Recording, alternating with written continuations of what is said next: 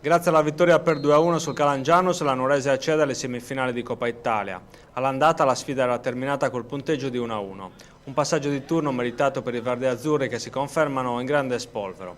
Nonostante i due tecnici abbiano dato un turno di riposo a molti titolari, è nata una sfida vivace che ha divertito il pubblico. La cronaca: dopo un avvio di marca verde-azzurra, all'ottavo il Calangianus passa in vantaggio con Virdis che, imbeccato al limite dell'area da Soro, stoppa la palla, entra in area e fulmina Deledda. La Nuorese prova a reagire e confeziona una bella azione con Biscu che, lanciato da Falchi, crossa per Cocco. Il capitano conclude schiacciando la palla a terra, è il 15°. Dopo una fase di stanca i verdeazzurri si riaffacciano in attacco. Rodriguez manda al tiro di Angelo, ma la palla finisce alta sul 7. È il 24°. Il Calangianus replica con Soro che da 30 metri scaglia un boli dall'incrocio e costringe alla deviazione in corner Deledda. Siamo al 27°. La Nuorese trova il pareggio con un'invenzione di Coco che scaglia un missile da fuoriaria che sorprende De Riu e si infila sotto la traversa. Siamo al 38°.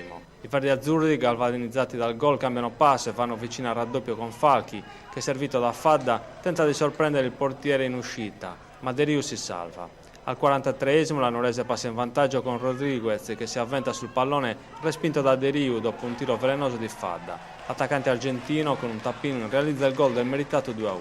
Nella ripresa la Nuorese tenta di mettere al sicuro il risultato. Fadda ci prova da fuori ma De Riu non si fa sorprendere. È il quarto minuto. 2 minuti dopo Falchi salta nettamente con un tunnel Gori e indirizza una palla a giro che finisce di poco alta.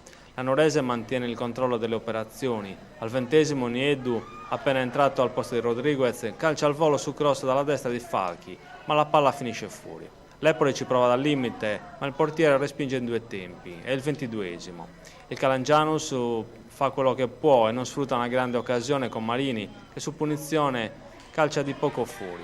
I galluresi, rimasti in 10 per l'espulsione di Soro per somma di ammonizioni, si affidano alle ripartenze. Nel finale tra i verdeazzurri entra Sanna che prova a dare vivacità alla manovra, ma la Nuorese non riesce a chiudere i conti, lasciando qualche speranza agli ospiti, che al 38° ci provano con Muzzoni, ma la difesa libera con qualche affanno.